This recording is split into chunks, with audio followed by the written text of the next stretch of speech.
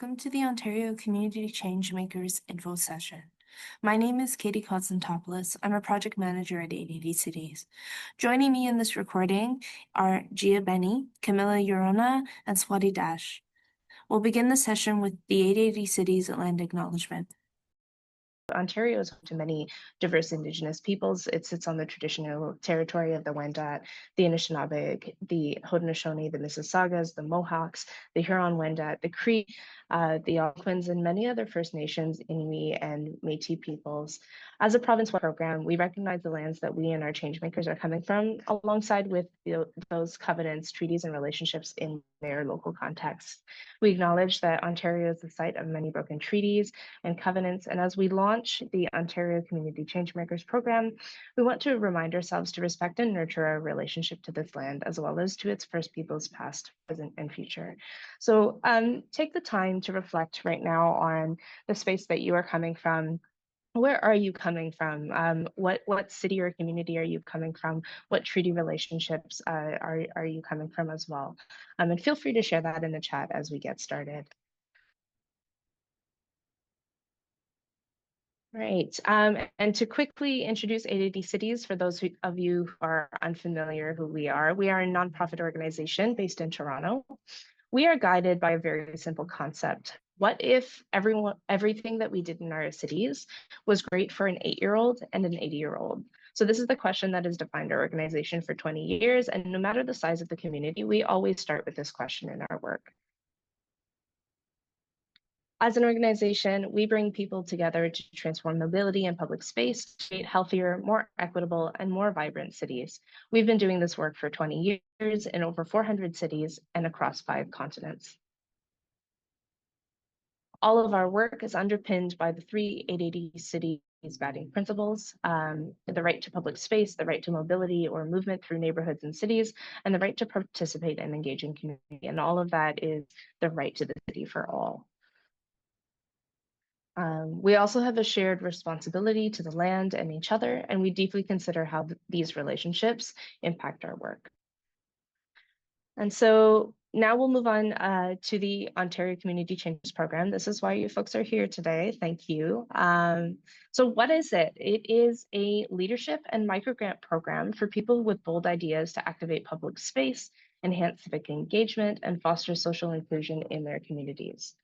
Ontario Community Changemakers use their energy, creativity, and collaborative partnerships to work on projects ranging from pollinator gardens and advocating to transit to creating spaces for art and healing. Our program is funded by the Balsam Foundation, and it is now in our 5th year. And you folks are here because applications are now open for the 2025 to 2026 program. And we are really excited to share that with you. So OCC is designed for all doers, all community leaders, or people who are inspired to bring other people together to bring positive change to their community. We think that this is a great opportunity to uplift community who need that extra bit of support for their projects, or someone who is interested in creating change and try something entirely new. So we're investing in emerging leaders who are living in Ontario with these community-driven solutions because we believe that they are an integral part of creating the healthy and equitable communities that Ontario needs. We continue through our program to support individuals with lived experiences that are currently underrepresented in the placemaking sector, including those from Indigenous, Black, and racialized communities and 2S LGBTQ plus backgrounds, as well as a variety of experiences that we have not named here. You folks are there as change makers, and so you bring your lived experience and your context to the work that you do. We know that our communities need and depend on change makers of all age groups, and so we want to support them. So we've been acknowledging the aging populations across the province, especially as we've been looking into rural communities in the north. Our last cohort expanded beyond the 19 to 35 age range, and moving forward, OCC will continue to support a multi-generational launchpad for people 19 years of age and over. We are expanding our impact in rural and remote regions of the province, including Northern Ontario, while incorporating rural-focused support, programming, and speakers. And we are also inviting applications from emerging Indigenous leaders who are centering traditional and evolving approaches to placemaking and placekeeping, including art, dance, ceremony, and commemoration. And a bit about the three themes, as I mentioned before, the first theme is activating public space. Public spaces are areas or places that are open and accessible to all. They play a key role in impacting our communities. Public spaces, we sidewalks, streets, libraries, parks, gardens, community centers, and places for ceremony. And so these are all potential locations for project ideas that create renewed energy, celebrate cultural heritage, and add vibrancy to local communities. The next theme, enhancing civic engagement, is about bringing people and communities together. That this is a fundamental aspect of civic engagement. So OCC projects which address the common challenges and are rooted in local context, cultural approaches, and traditional knowledge. These kinds of projects can help spur people on, take collective action, and increase community participation in civic practices. And our final theme is fostering social inclusion. Change starts when we recognize visible and invisible barriers to participating in public space and public life, and creating the conditions where everyone, regardless of their lived experience and identity, is able to show up for themselves and one another. We think this can help to foster social inclusion. And so we believe that when we consciously design with and for marginalized communities, everyone benefits. So these three themes are kind of what underpin the projects that we're hoping to see through the application process. And we hope that you are able to bring out at least one of those three in your application. And what do you get as an Ontario Community Changemaker? Well, first and foremost, you get $5,000 in seed funding to implement one community project within the span of 1 year. You receive project management training, including budgeting, communications, and collaborating with other partners. You receive ongoing support and mentorship from the AD team. We are here for all of your questions and any new ideas that you have in mind over the process. And you also receive access to a supportive and inspiring network of peers from across Ontario, folks who have been working in this space for many years, previous change makers. Our whole network is available to you. Who can apply? Well, applicants may be activists, tactical urbanists, or tactical ruralists, designers, artists, educators, entrepreneurs, and more. But mainly, we ask that you must be 19 years or over at the time of application. Preference will be given to those who can attend all 3 days of the studio, and I'll explain a little bit more about that later. Applicants must reside within the province of Ontario or in a First Nations territory within the provincial boundary of Ontario during the time of project implementation. Projects must take place within the province of Ontario or in a First Nations territory within that boundary as well. Applicants must propose a community project that activates public space, enhances civic engagement, or and/or fosters social inclusion. So those are those 3 themes that we've just talked about. And again, we are encouraging people from Indigenous, Black, and other racialized communities, folks from the 2S LGBTQIA plus community, women, folks who have disabilities, and those who are just generally underrepresented in the placemaking sector. We want them to apply. We would love to see a diverse variety of change makers and applicants within the program.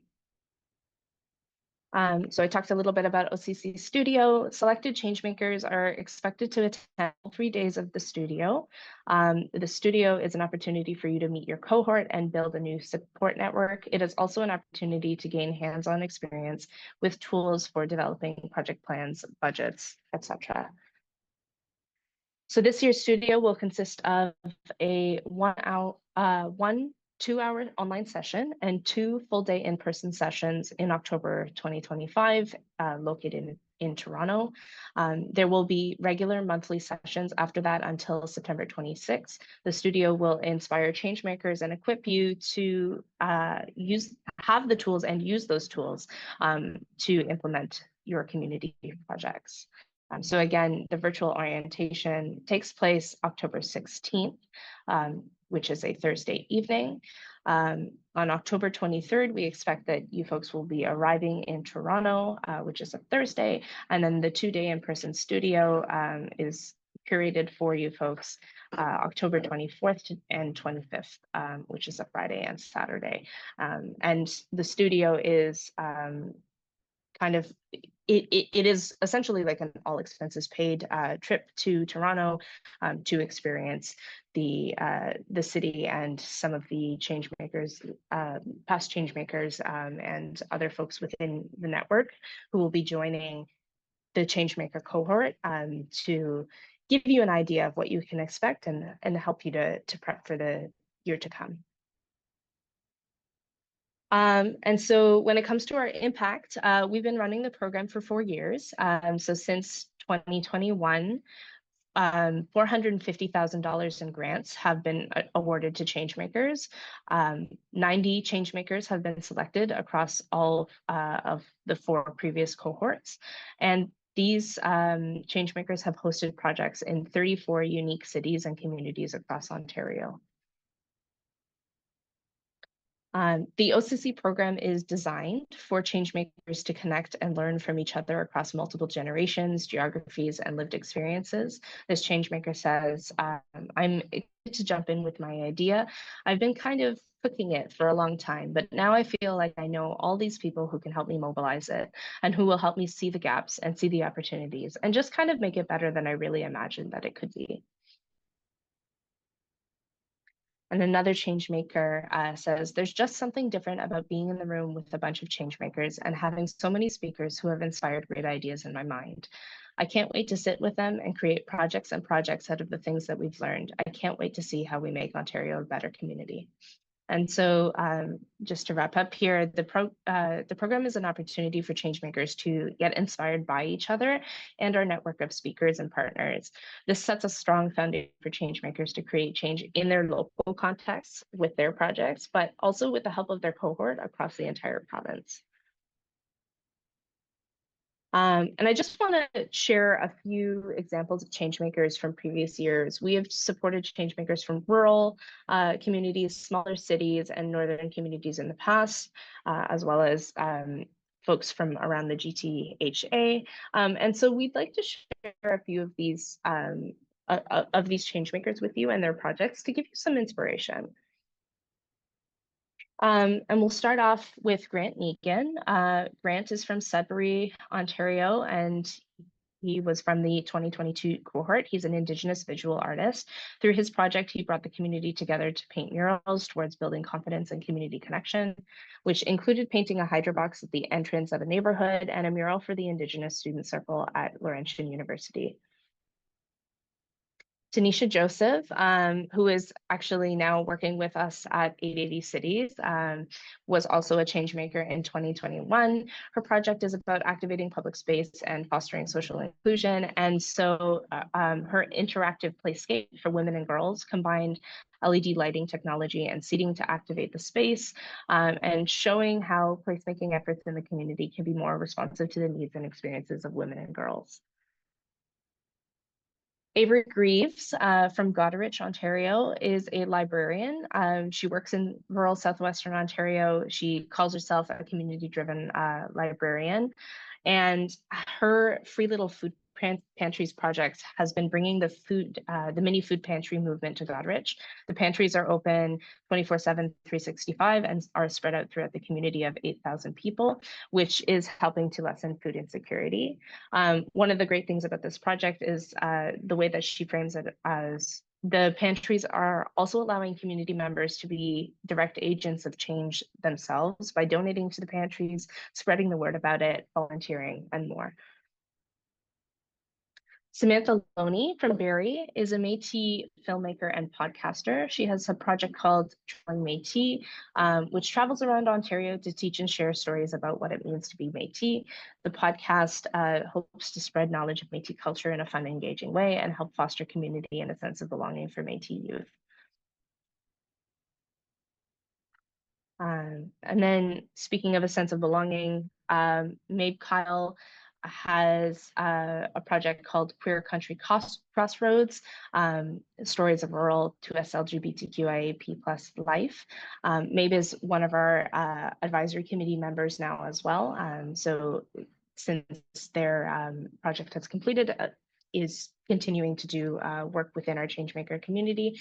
Their project is a multimedia oral history storytelling project where they interviewed multiple rural 2S LGBTQ folks on their lived experiences. They're currently organizing and implementing Pride pop-up events in Brant County around Western Ontario. And so we really love being able to have Mabe as one of our supports for the advisory committee as well, moving forward. Another project from Jessica Macasset Bondi. Her project Activate Transit Windsor Essex is a grassroots organization advocating for the use and advancement of interconnected public transit systems in Windsor, Essex. And so when Jessica was a change maker, they did extensive engagement with the community and created a community mandate that was used to advocate for change at City Hall. And just a note that this project was done as part of an organization, not independently. And so you'll see a few of these show up similarly throughout the next few examples. This is B, a change maker from the 2022 cohort. B's project was a Humans of Transit project, also with Activate Transit Windsor Essex. And so this project allowed for a continuation of changing the conversation around transit in Windsor. B's goal was to get the community excited about using transit and reduce stigma around using transit, using infographics and in-person events. They told us that of Humans of Transit and Activate Transit Windsor Essex, there have been more conversations about transit on major news outlets, which was not so much of a thing before. Nancy Angus is a joy-filled advocate for aging. She is one of our current change makers. After retiring, Nancy launched a program called Age Big, big standing for boldly, inquisitively, and gratefully. Her project, Park Your Stories, Storytelling in the Grand Outdoors, is a story circle concept where chairs are provided in a Thunder Bay park for groups of older adults or grands to shape and share stories for community members. And she has been recognized as an influential woman of Northern Ontario and Superior Northerner. She's doing this as part of an organization, but this is an organization that she runs. So this is another example of how you might put forth a project. Jen Gadua is a doctor of audiology and adaptive bike rider / instructor living in Kitchener-Waterloo. Following a spinal injury in 2021, Jen has been dreaming up ways to get other people with disabilities outdoors on bikes.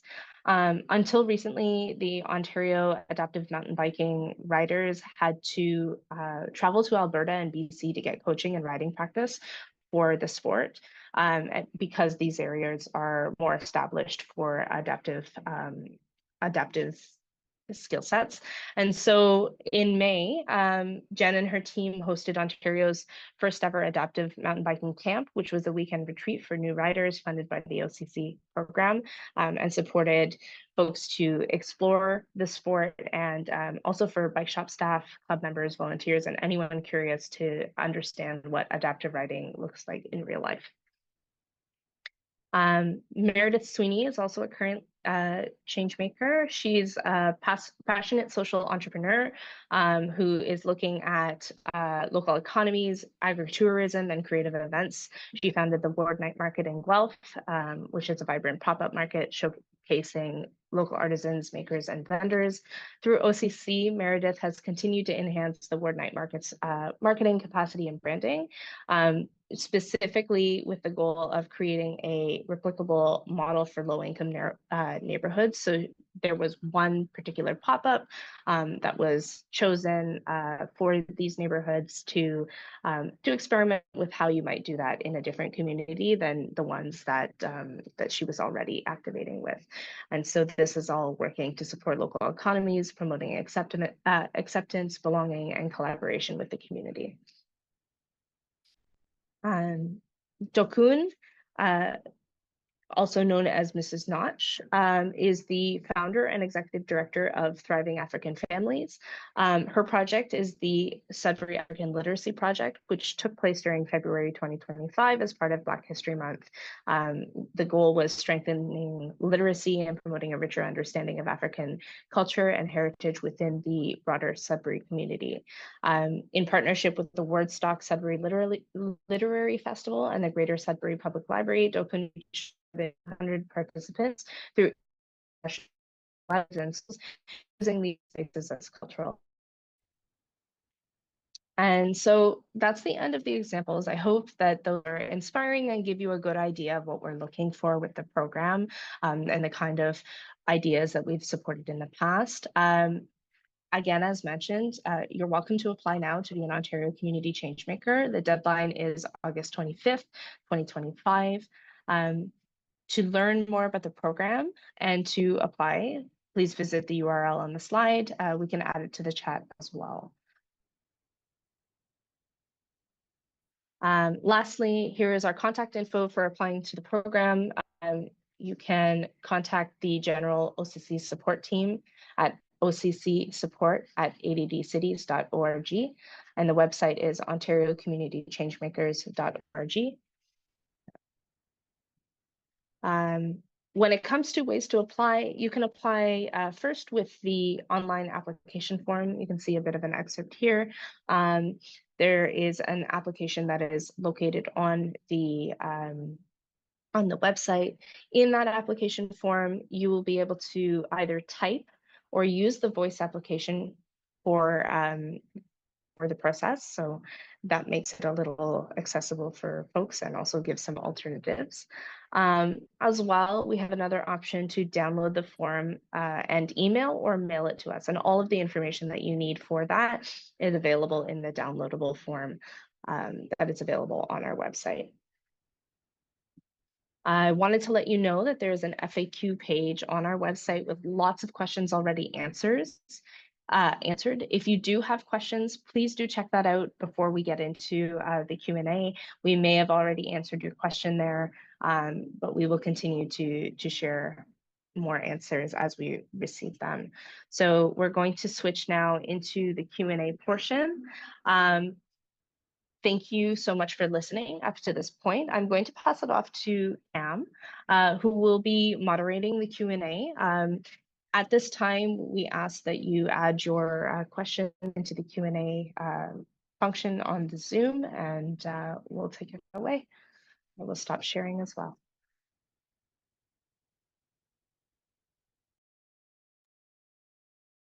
Thank you, Katie. So we have a few questions, and thank you everyone for being here, by the way.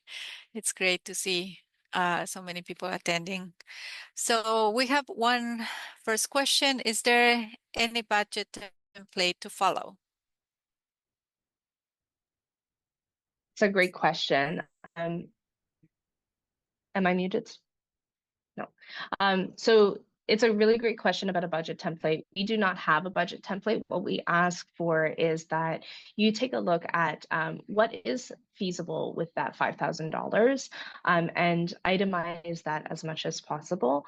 I would consider that, you know, you would want to think about the scale of your project, as well as any of the pieces that you will require for making that project possible. Do you need funding for honorariums to bring folks in as speakers? Do you need funding for actual project materials? Are you enhancing a public space? So do you need fund to put aside some money for paint or other sorts of materials that you need to create a pop-up? Just make sure that your budget is itemized and falls within that $5,000. And then if you are interested in a larger project, it is possible to apply with a larger project with the OCC grant, but we do ask that if you are doing so, that your budget for the other pieces come from elsewhere, and that your $5,000 portion that you will be receiving through the OCC grant is covered. It covers all of the materials that you need for that specific portion of your project. Gia, do you have any other add-ons to that? No, Katie, I think you covered everything. Great. Next question. Next question. The activities must be in person, or we can combine online or make it online?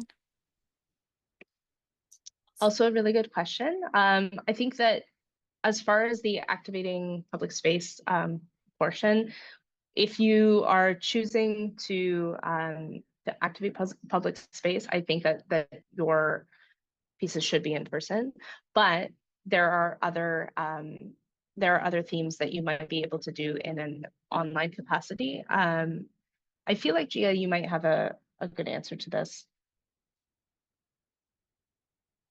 Yeah, so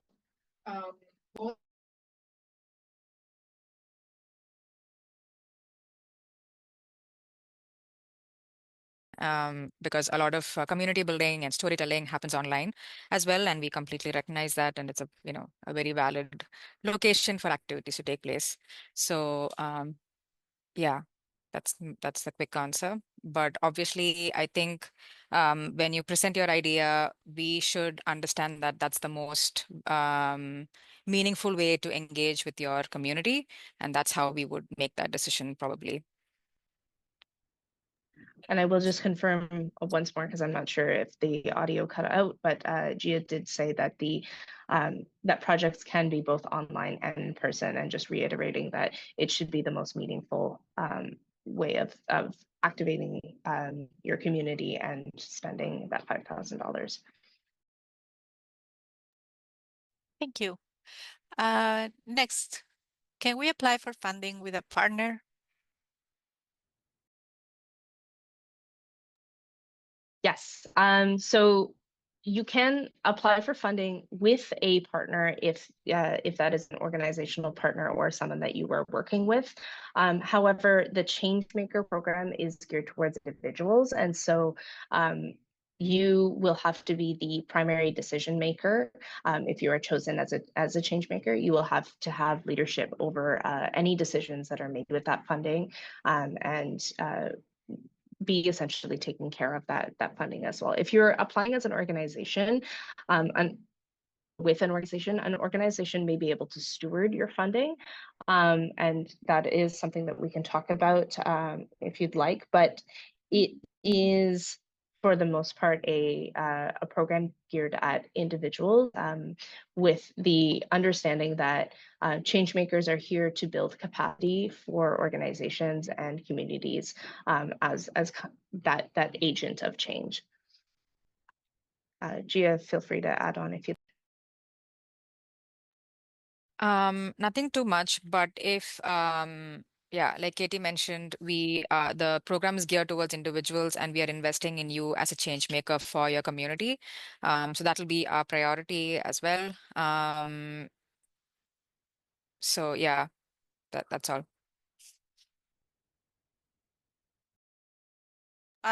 So for the next questions, I would like to go back to public space, and then I'll go to the other two questions. So going back to public space, what does activating a public space mean exactly? Are we referring to bringing the community together to a space that is not being used or not being used effectively, or something else? in many ways, you've hit the nail on the head, in the sense of, you might see a space in your community that is not being used effectively, or you would like to see it animated in a specific way, that there is programming, that there are more things available to do or to use in that space. And so that is one really great way of activating public space. The other piece is, as you've mentioned, just bringing people together, and making sure that the spaces are places that people want to be in. I think that's one of the main things around activating public space, and you can do that in a variety of different ways, depending on what kind of project and what kind of project you're interested in proposing, but also the context of how you're bringing folks together. Do they have a particular lived experience that you would like to highlight, and maybe they're coming together to share their experiences with themselves, with others. There are a variety of different ways to activate public space, whether or not you're doing changes to the design, the urban design of the community, like the actual physical things that you already see in the community, or if you're just bringing people in, which we encourage the bringing people in no matter what. If you're making a change, let folks know that you've made a change, and celebrate it, because your efforts deserve to be celebrated, and it encourages other folks to do the similar work in the community as well. Thank you. Also related to public space, are there any limits or restrictions around providing harm reduction supplies and education, or creating sharps containers in public spaces? I don't think we have any restrictions around that. I would say that use your best understanding of what you need in terms of harm reduction for the space. Your community, your city, your municipality may already have recommendations and other tools in place. There might be service organizations that are already doing the work in the community that feel free to tap into them, and make sure that you are responding in kind with the way that that folks are expecting in your community. But I don't think there are any restrictions. It's actually really nice to hear that that's something that you're thinking about as you're beginning to prep for your application. Okay. One thing I would add is that in the application, if your project involves harm reduction supplies in education, make it clear if you have the expertise to do that, or if you're partnering with an organization who has the expertise to do that. Yeah, that's all.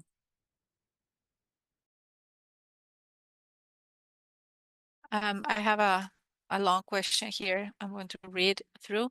When it says, are you implementing this project independently or as part of an organization? Could it be a project program that I am looking to launch as part of a community impact project that is not yet officially incorporated as a not-for-profit or charity, such as a local food rescue initiative like Meals That Matter, which I started building as a project aimed at addressing climate change, sustainability, and food insecurity in early December of last year. There's a link to visit. Please note that the website is under construction. It's a project that I am currently working hard to get off the ground right now, after I was awarded a 1,500 microgrant under the BIPOC Fellowship Microgrants Program to launch and support it. It is my hope that I would be able to receive some funding to help implementing more projects and help grow the initiative as a whole and amplify its impact in my community. Thank you so much for sharing. Thank you, Melody. Yeah. Thank you for sharing your project. I don't know if there's echo, Cam, so if you don't mind muting, we're all together in the same office. So thank you for sharing. I think that this kind of project, the fact that you're talking about, scaling up your project, you're not quite ready, you don't have an organization behind you, but you have been doing the work. It is the perfect opportunity to apply for this grant, and to think about what comes next for the organization that you're looking to build. I think that we would ask that, again, that $5,000 is something that is a bit separate from what already exists, or as long as you understand what that $5,000 is going towards, apart from the larger scale grant that you have already acquired. That is just something that we ask you to keep in mind. And the other thing is, as you begin to scale, of course, this is not an organization that already exists, but if you do begin to set up an organization, whatever you set up can be, it doesn't matter what kind of organization or partnership, but again, we ask that that you are the primary decision maker as the change maker. This is geared towards individuals who have the capacity to bring impact to organizations and projects that are coming out of your community. And I think I will let Gia expand if there's anything else. Yeah, just one thing that came to mind was yeah, like Katie mentioned, the 5,000 should be for a specific initiative or a specific part of your overall project or program. It should not be for operating costs, for instance. Like if it is a general, funding for that, then yeah, we would score it lesser. Yes. And just because I'm noticing that the internet dropped a little bit, Gia was just mentioning that make sure that it's an independent project, and that way it's a little easier for us to score it higher in that sense. Did I capture that? Yeah.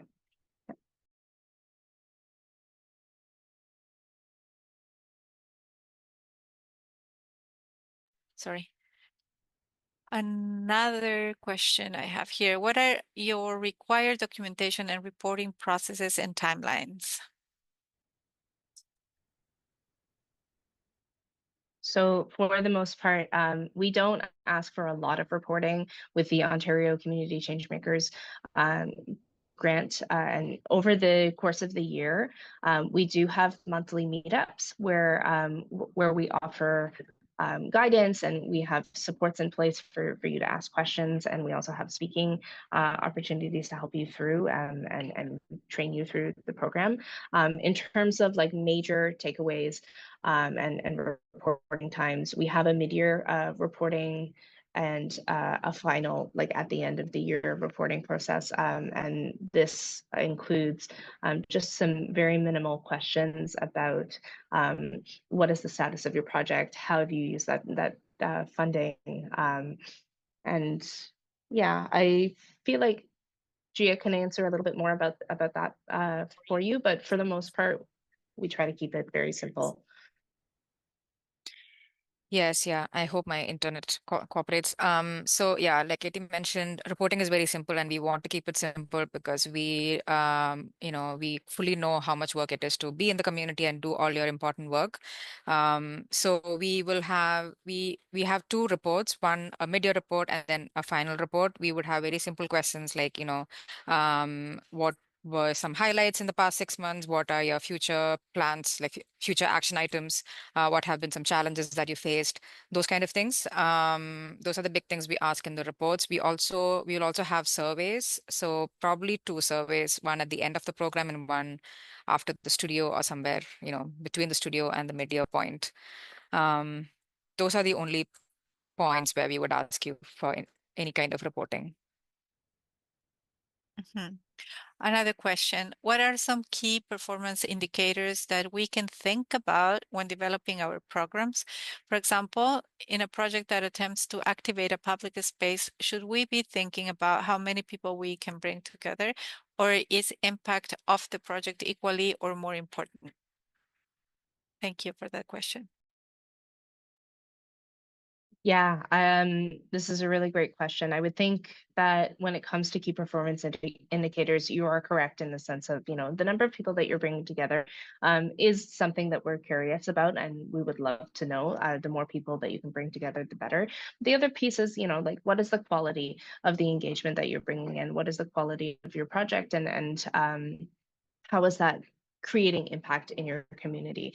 I think that key performance indicators depend on the type of project that you are proposing. So just try to think of, when you are making changes as an individual, how much impact can you bring with one project to your community? How can you scale that project? Do you have plans for the future? And what is the reception that you are receiving from the community as well? I should also mention that all of the programming should be free and open to the public, because this is one of the larger ways to bring impact for communities. I'll just add something here, Katie and Cam, is that during the program, there will be training provided where you can think about your vision for your project and, what kind of KPIs you should think about based on your own goals and objectives for your project. So it won't be that everyone would have the same kind of KPI. All public space projects need not have the same KPI. KPI is key performance indicators for anyone who's wondering what that is. But yeah, we will have opportunities during our program to think about all of that. A bit like goes with that. Last one is, are there guidelines on what kind of expenses the funds can or cannot be used for? For example, some grants do not allow funds to be used for paying staff to run the project, or may not be used for the purchase of equipment that has use beyond the specific project capital expenses. Are there any lists of non-allowable expenses?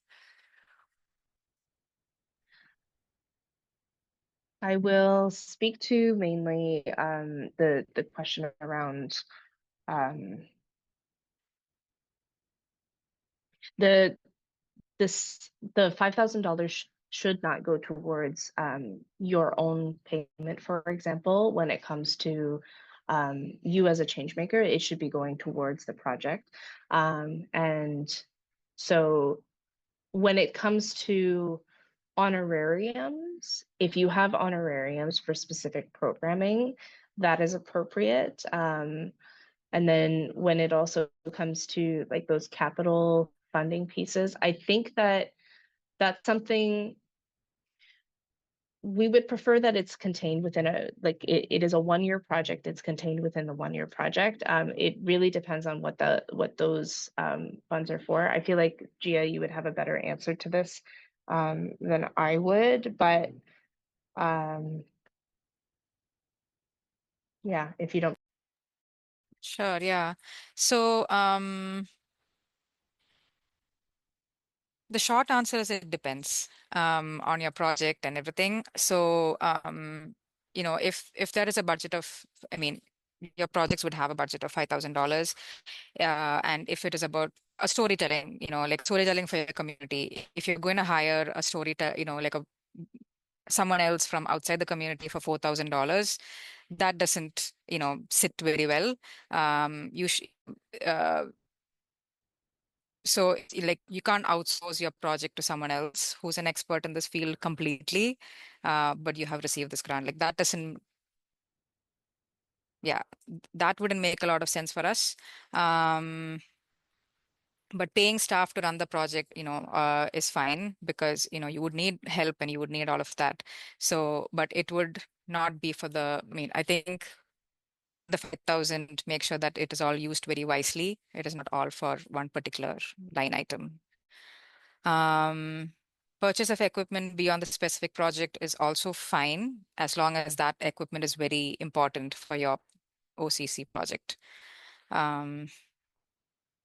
Yeah, and like even things like if you require training on a particular topic, that is an allowable expense for the project.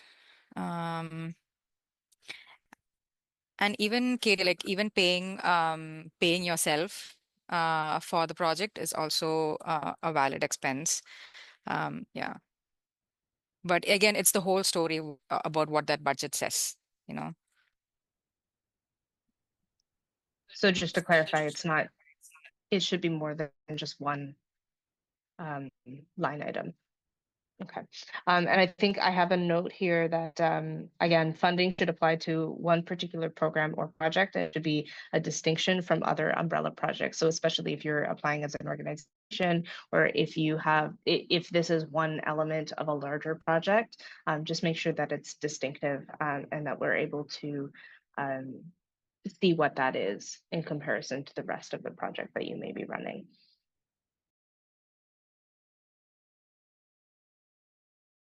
Two more questions. One was, can we rent the office temporarily for implementing this project? Yeah, it again goes back to the previous question about what's eligible. So rent is valid unless it takes like $4,000 for a space, of you only have 5,000. So part of the grant can go towards rent, but not all of it, for instance. Yeah. Hmm. There was one more question, sorry, that I think that you answered, but it's worth answering live. Is what is lived experience? What do we mean by that? Wonderful question. Lived experience refers to the experiences that you bring as an individual person, that kind of interacts with everything that you interact with on a daily basis.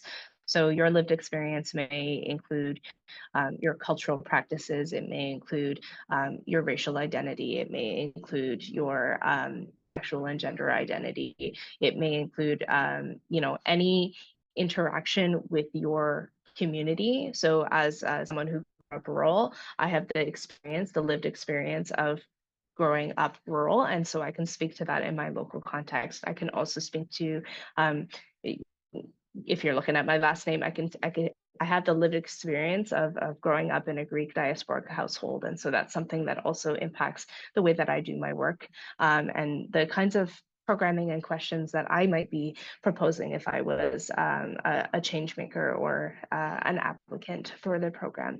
So lived experience is really all of the experience that you live with, that you bring through as being a person, that you can help to, to enhance your understanding of your project, of your community, and how you choose to make change in your community.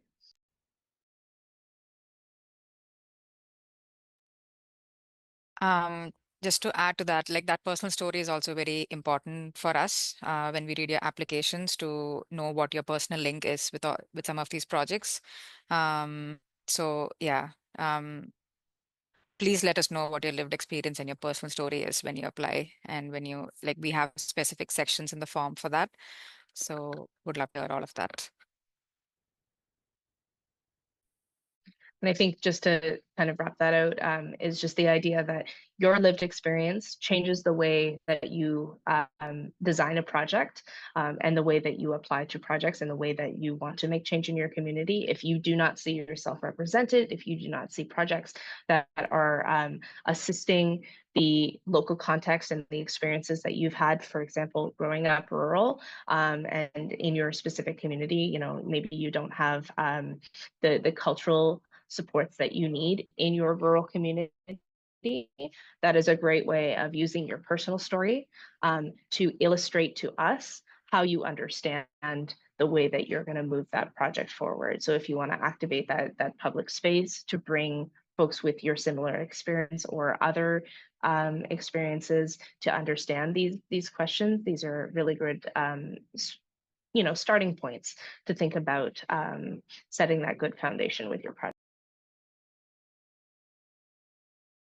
I think those were most of the questions. Did we talk about how competitive the program is? There was one question. You answered it. Yeah, you typed it, but it's worth it, I guess, mentioning. So the application process is, yes, indeed competitive. Last year, we have received 250 plus applications. We only select 30 change makers for the 2025 cohort, and last year was also 30, increasing it from previous years from 20 change makers up to 30. So GTA also is high in representation and also competitive, but we all review the applications by geographic region and ensuring representation across the province. And as also adding to what Katie was saying, like also based on lived experiences, the individual, what the individual is bringing to the program, and so on.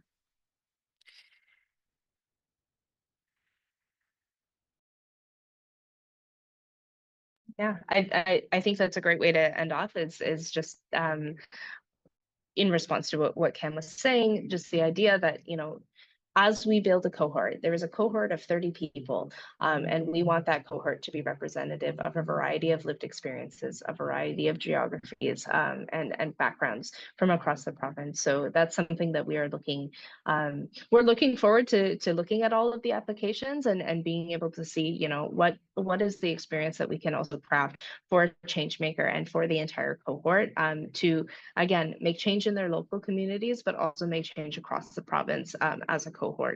So we're really glad to have had the opportunity to speak with you today. The recording of this session will be posted on the website as soon as we have the chance to, you know, edit, record, put it online. And then that will be sent out to all of you folks who have signed up for the webinar. We'll add some questions as well. We'll make some updates to the FAQs if there are updates needed on the website. And then feel free to begin applying if you have not applied already. The applications are due on August 25th. So you've got just over a month to figure this out and to get yourselves sorted in terms of your application. We ask that you apply by 5 o'clock on August 25th. And you will learn more from the OCC community. And as far as deadlines go, when it comes to when folks will be notified, you'll be notified around September 17th is our goal. And so Changemakers will be notified whether or not they will be moving forward in the program. And then if you do not get to be a change maker this year, feel free to apply again. It does not mean that your application was not a good one. It usually just means it's a competitive process, and we have a very limited number of change makers that we can support. But keep in touch and keep in touch with also the change makers who are doing great work in your community, and you can always find the information on them on the website and on our social media. Thank you again for your time today, and I think we'll close that out.